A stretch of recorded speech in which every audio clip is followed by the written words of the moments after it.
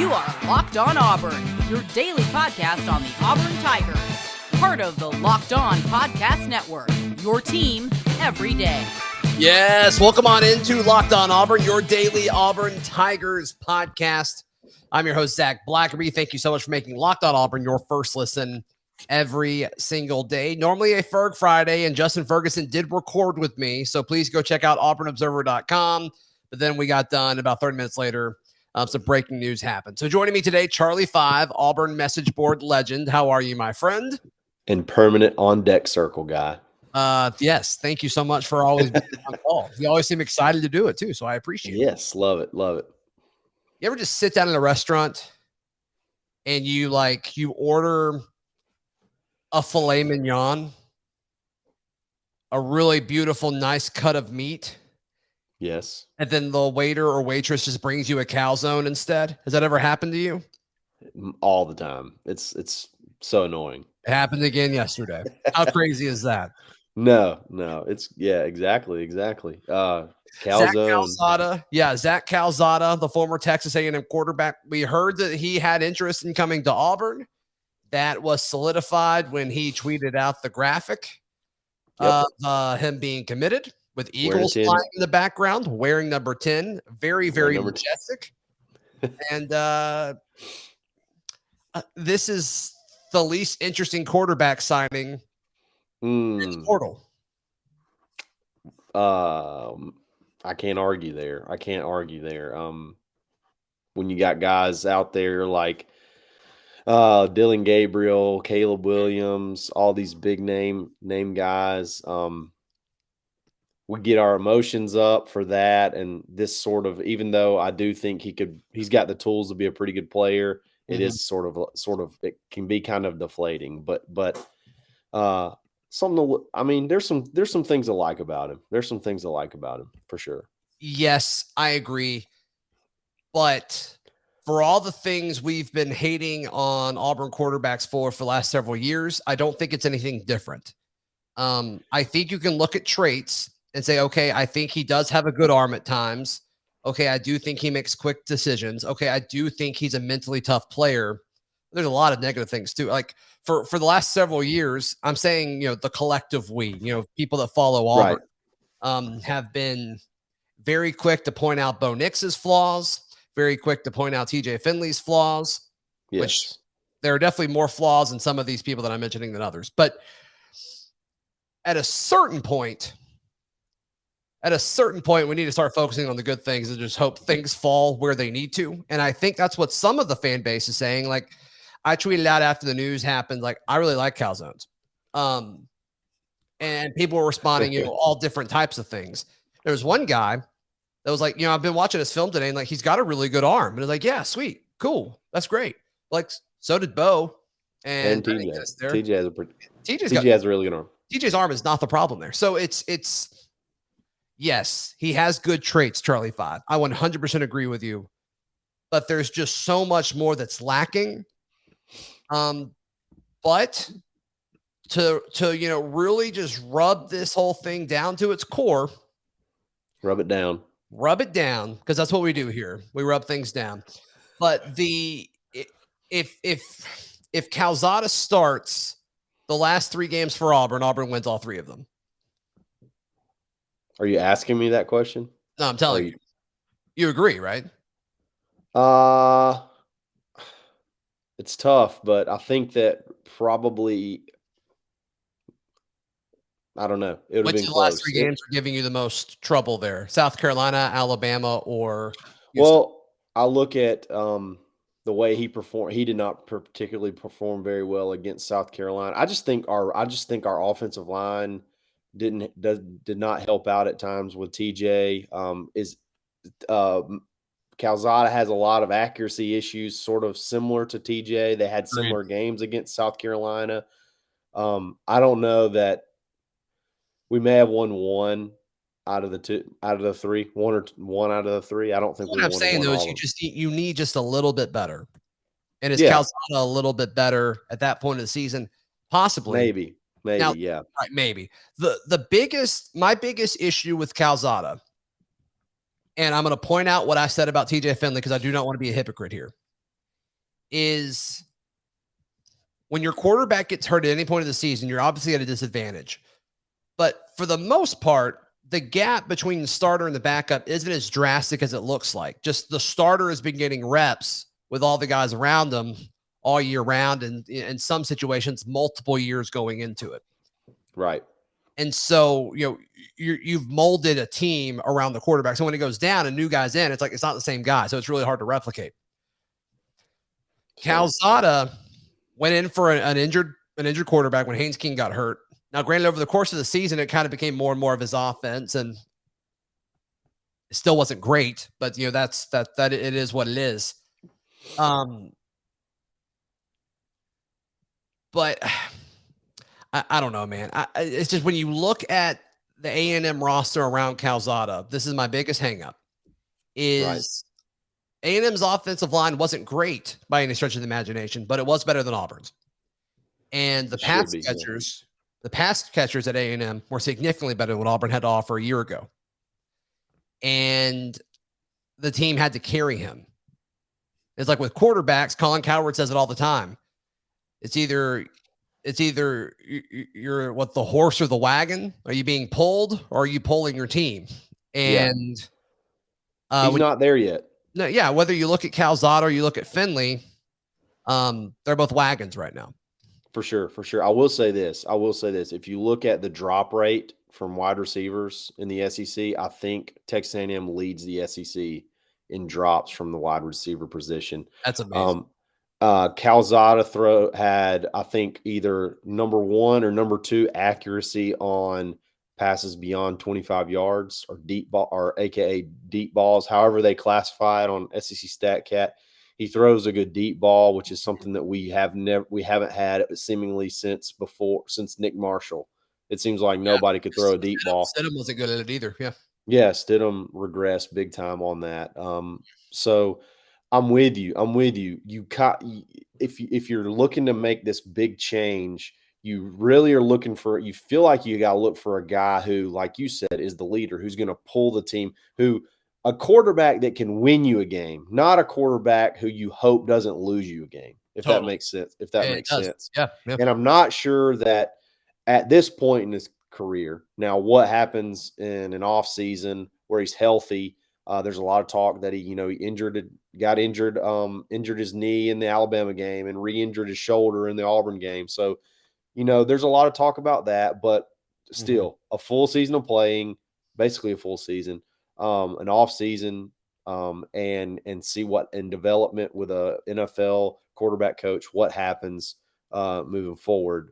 I mean, but you're basing I hate to say it, you're basing your career on that. If that's who you go with, you're sort of basing your career at Auburn on that, because you can't have too many more of these 6 and 7, 6 and 6s, Bryan 7 and 5s. Harsin here. Yeah. I mean, if that's the guy you're going with, I mean, it just seems like a pretty big gamble, I guess. So there's 2 other angles I want to hit this from. I want to hit it from the scheme angle, and I want to hit it from, are we getting more quarterbacks angle? So we'll touch on the scheme next, right here on Locked On Auburn. Hey, a lot of you listening and a lot of you watching, you guys are saving a ton of money, or really just getting money back by filling up at the pump, something we all do every few days. By downloading the Get Upside app, you can get 25 cents for every gallon of gas every time you fill up. Just download the free Get Upside app in your phone's app store. And use the promo code SCORE, and you get a bonus 25 cents per gallon on your first fill up. That is 50 cents cash back. Don't pay full price at the pump anymore. Get cash back using Get Upside. Once again, that promo code is SCORE. And you can take the money out anytime. You can put it in your bank account. You can put it in your PayPal. You can get an e-gift card to Amazon or any. There's a handful of other brands there. Just download the free Get Upside app in your phone's app store today and use promo code SCORE. Also, today's show brought to you by BetOnline. BetOnline.ag is the best place to bet on sports in the entire universe. When you make a free account, just go to BetOnline.ag. Check out their new revamped website. And type in promo code LOCKEDON to get a 50% welcome bonus on your first deposit. BetOnline.ag, where the game starts. Auburn message board legend Charlie 5. So the scheme of all of this, you look at what A&M did in 2021. I don't think it's going to be a huge adjustment to what we all are kind of assuming Bryan Harsin and Austin Davis want to do. So that's a positive. Now, did he do it that well? I don't know. But you're going to have a better running back. Yes. We both think more offensive line transfers are coming. So hopefully that'll help with the offensive front. And you got to get something going with the receiving core because Shedrick Jackson coming back is not enough there. So not the total answer. Yeah. But from a scheme standpoint, you got to think it'll be an easy time to adapt there, assuming he's the guy. Yeah, I mean, I'm with you. I'm with you. The style that Jimbo runs and the style that Harsin runs, other than learning maybe some different terminology, I think a lot of the concepts and whatnot should be very seamless. So there's not that big, you just really want to see Calzada continue to progress. He was a first year starter. This was his first year playing. So yeah, in theory, you get better as you go. So as long as there's not a huge change and a setback, you should continue to get better. And this should be about as seamless. If he picked anywhere in the country, this will just be about as seamless as it could possibly be to go from one offense to another. So that's definitely a positive. You do wonder if the terminology is similar. That's always something that you kind of hear players talk about when they change coordinators or change teams to do similar things. It's like the scheme is the same, but the terminology is different. So I wonder how that comes into play. Sure. But it sounds like Calzone. I got to start saying his name right. Calzada. First of all, it's amazing how widely renowned that is. More people called him Calzone than I realized. And some the Barstool Auburn account, which has like 51,000 followers, called him Mr. Calzone. I mean, that's crazy. You started this movement. Yeah, I guess so. That's fine. If you want to buy a shirt, cultural icon. If you want to buy a Calzone Auburn shirt, go to aushirts.com. We launched those yesterday. But yeah, it sounds like he really wanted to be. I was talking on the phone with somebody yesterday, and it sounds like Calzone's camp. The person I was talking to insinuated it was his parents that were like begging for an Auburn offer. And they're like, okay, that's fine. You make our roster a little bit better. So sure, that's fine. Yeah. I'd love to know how true that is. We'll never know how true that is, but it sounds like he wants to be here. Yeah, he moved his visit up. He was supposed to visit Indiana, or he was supposed to visit Auburn this weekend, and he moved it up to the very first day that you could be on campus, which was Wednesday, the 5th, and now he commits. He commits on Thursday. So that shows a little bit of sense of urgency. Hey, I want to get in the boat while I can, while the spot's there. I definitely want to be a part of it while the spot's still there. So, right. Do you think Auburn gets another quarterback? The Caleb Williams stuff, it's not going away. It's not going away. It's not going away. When he committed, I mean, in my mind, I'm just, okay, we're shutting it down. I think Harsin even had a comment about it, which I didn't think you could even do that. You know what? That could have been someone. Just real quick. Go ahead. Let's talk about things we didn't think you could do. Austin Davis put Calzada's post as his story on Instagram. Yeah. And unless he's signed, I don't think you can do that. I don't think you can either. That's why it was deleted. Has it been deleted? Yeah, it was deleted. I think he did that prematurely. I think it was deleted because now that I think about it, I thought he did it because he accidentally did it before Calzada announced. But now that I think about it, I don't think you can. I think you're right. They have to be signed before they said something. And that's why I think maybe the quote that Harsin that was being used for Harsin to talk about Calzada, I bet that was from the post-game press conference after the A&M game, where he said a few good things about. A lot of the beat writers have been pulling up Harsin's quotes on Calzada from the week of the A&M game, talking about how he's got a strong arm and a tough guy and all that stuff. Yeah, that was from the week of the game. That would make sense. But But yeah, the Caleb Williams stuff is not Right. going away. It's not going away. If anything, it's picking up steam. It's picked up a little bit. Yeah, how weird is that? Which is wild. Which is wild to me. But yeah, Jeffrey Lee from auburnlive.com seems very confident from the people that he's talking to. A lot of it sort of, there's a lot of people, one guy in particular, Colin Cowherd to sort of kind of talk down about Auburn to convince Caleb Williams to come to USC. That to me speaks volumes. This was a couple of days ago. You can make more money in the short term at an Auburn or Georgia, but you can make more money in the long term at USC. Those kind of conversations, that to me tells me he's maybe heard some things that would lead him to believe that it's a possibility. Right. I mean, that would be the block. But to me, that's what you do. If you go out and get that guy, because more than likely he's going to bring a couple of one, if not two wide receivers with him that are great players. And then offensive line are just going to be, fired up, which we'll probably end up getting a couple offensive linemen that, come to visit this weekend that we feel pretty high on. I mean, you could start to see the ball rolling to where now you got a pretty strong team going into next year. You could put together a pretty dang good offense coupled with what should be one of the best defensive lines in the SEC and a strong secondary. You're looking at a possible, program changing type player to be added to your team. Yes. If you add Caleb Williams and you're able to get two above average startable SEC receivers, yes, and you get two startable SEC tackles, this is a great roster. Oh yeah.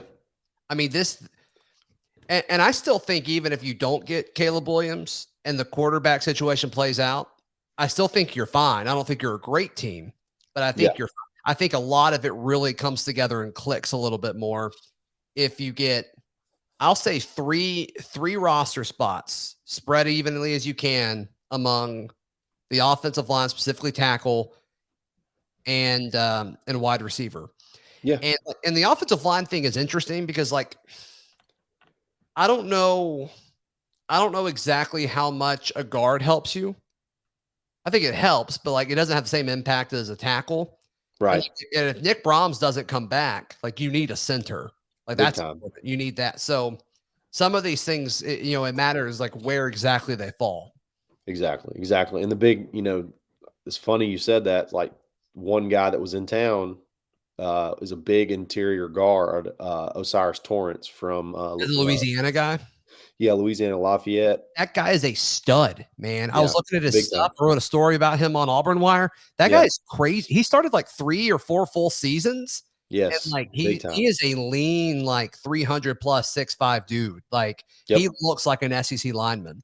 But Florida is the favorite for him, right? Because he's probably going to fall Napier. That's the early thoughts. But I mean, the first day you can visit places, he's in Auburn. Yeah. He was in Auburn on January 5th, the very first day that you could go visit as a transfer. And they got a lot of stuff they got to get taken care of before then. So, you got guys like him. You got Mason Brooks, first team all CUS Conference USA, left tackle from Western Kentucky. He's coming in this weekend.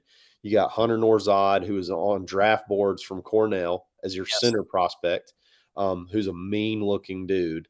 Right. I mean, you got guys that you add a couple of those and then sprinkle in, a Caleb Williams. I mean, on paper, that should be pretty solid. Yeah. If you get those 3 guys, you need to get 2 receivers, and this is great. This is a solid. And then on defense, I think you need a linebacker and a safety. But maybe they feel really good about Gilbert, the JUCO safety that they brought in. I still think you need a linebacker. I really like that Cam Bright dude from Pitt. I really like him from Montgomery. Played at Park Crossing. Makes sense. And he's a little bit bigger, and so you could put him next to Owen, kind of a similar dynamic of what Owen's been playing with last season or two. So I like him. But yeah, you're right. But several other programs are saying the same thing about the same exact dudes. I mean, these are the cream of. We've talked about it a million times. Charlie 5. every program needs offensive linemen right now. Yes. But think again, a couple of these names have been out there since like before really bowl season even started, like when people started really talking about going into the portal. So I think these are guys that have been targeted for quite a while. They just want to get on campus to make it official in theory. So, hopefully we get Caleb Williams would be essentially getting basically like getting the number one player in the country. Did you see Caleb? I'm looking at the Locked On Auburn Discord right now. Caleb Williams, according to CBS, has the third best odds for the Heisman, and we don't even know what team he's going to be on. It's wild. Isn't that crazy? That's crazy. Some things about Caleb Williams, I wonder how they translate. How you go from sort of a wide open, more not really air raid, because there was a lot of pro elements in Lincoln Riley's offense. But like you go something like that, how does it translate? But like the guy his passing numbers are just outrageous. And to do it his freshman year, and you got him for 2 years. Ooh, yeah. There's some of it though too. Like you watch Lincoln Riley's offense, and this is no disrespect to Kyler or Baker or Jalen, that we're all really good in that system. But while those guys are all really good, that offense is so quarterback friendly. It's crazy. Yeah. And I don't know how quarterback friendly our offense is. I'm just going to be real. I don't think we saw it all like fully open up with Bobo. And I think our receivers gotten away a good bit. So like, defenses are a little bit different too. A&M led with drop rate stuff. Yeah, that is true. The defenses are not as good in the Big 12, obviously. So yeah, that's a great point too. But yeah, I don't know.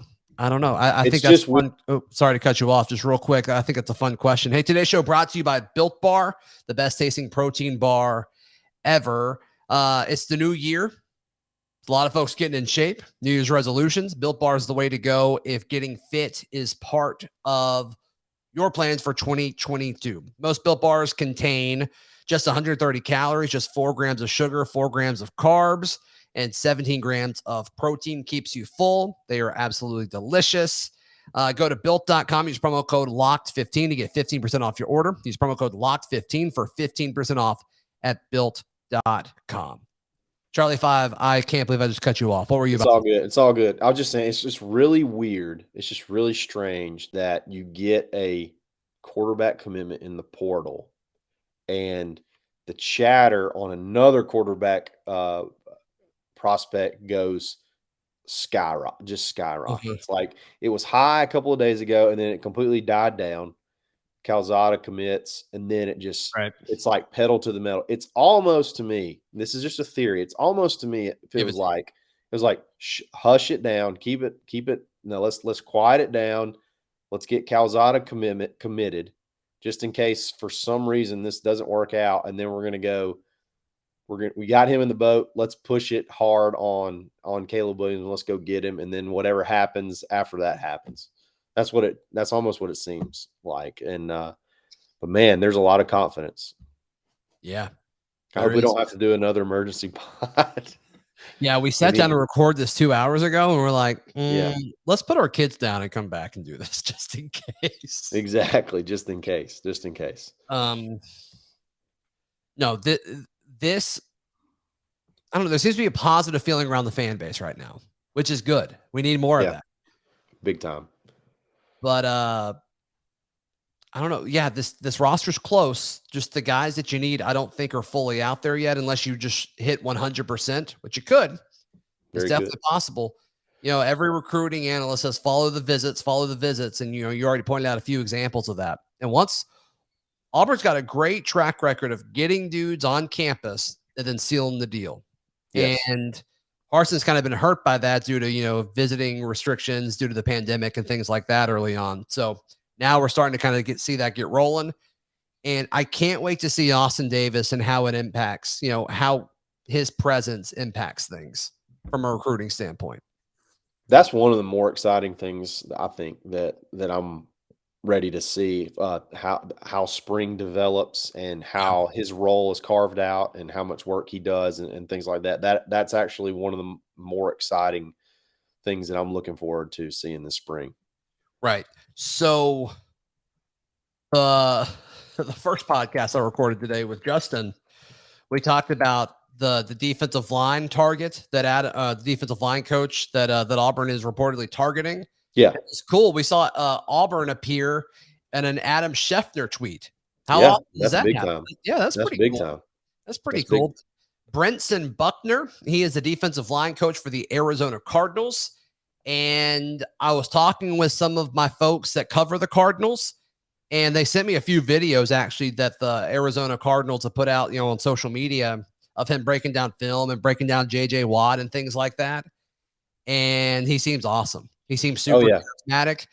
He played in the league for a decade. He's coached NFL defensive line in the NFL for a decade. And then he graduated high school over in Columbus. Yeah. So that's probably the biggest key right there. And, yeah, a lot of people are like, why would, because Clemson, he played at Clemson. Clemson tried to hire him before they hired Nick Eason, and he turned them down. And people are like, why would he go? What does Auburn have that Clemson doesn't have? And it's, what it is? It's Columbus, Georgia's 45 minutes away. Mm-hmm. That's our 50 minutes, whatever, depending on how fast you drive. Right. Columbus home is here basically. So I think that could be a big key. That could be a big thing for him recruiting wise. Having a guy from this area, especially, even if it's just right across the river in Georgia, right. Georgia guy is big. And I'd be fired up for this dude for sure. Yeah, I was super bummed when Auburn lost Nick Eason. I think Nick Eason was Auburn's best position coach a year ago. Yes. But this guy, he seems to fall in perfectly. And it's amazing. This time a year ago, when Auburn was looking at Nick Eason and they brought him in, you heard people saying, well, he's never coached college before. How's he going to recruit? And it's like he's leaned into the recruiting. He recruited arguably better than everyone except for maybe Zach Etheridge. Those two guys were the best recruiters on staff, and then Trevon Reed for that week and a half. And then, now we're seeing folks like, well, he's never coached college before. How do we know we can recruit? It's like, what? We just did this and it worked fine. Come on. Exactly. Recruiting it does. Obviously you have those warm and fuzzies about the guys that have been around forever, but like, if you just get out and go do it, you can recruit. Yeah. And everybody saw that video of Eason at the Senior Bowl, and it's like, oh, players are going to love him. It's like, it's the same thing with this dude. I watched a few of those, tape talks with Coach Buckner. And it's like, yeah, people are going to love this guy. People are going to love him. So yeah, I'm sold. If this goes through, I am 100% sold. So Charlie 5, this has been a crazy week. Thank you so much for hanging out for the second time this week. How can folks find you, support you, hear you, all that good stuff, brother? Absolutely. You can find me on Twitter at _Charlie_5, auburnlive.com message board, or weekly on the Dad Bod Golf Pod. Hey, tomorrow night, little pregame basketball action. Check us out. It's after the game, before the game on ESPN 106.7 with Ben Taylor. We're going to take calls before the Auburn basketball game. We're going to get crunk at Baumhauer's. Let's go. Hey, and also today on the Dad Bod Golf Pod, y'all talked to a former Auburn guy, right? Yes. Talked to former golfer Grayson Huff, and it is an awesome episode. You'll love it. A lot of fun. Cool. So yeah, all kind of Auburn flavor over at the Dad Bod Golf Pod. We'll be back Monday. I got a feeling it's going to be a very crazy weekend. We'll recap it all right here on Locked On Auburn.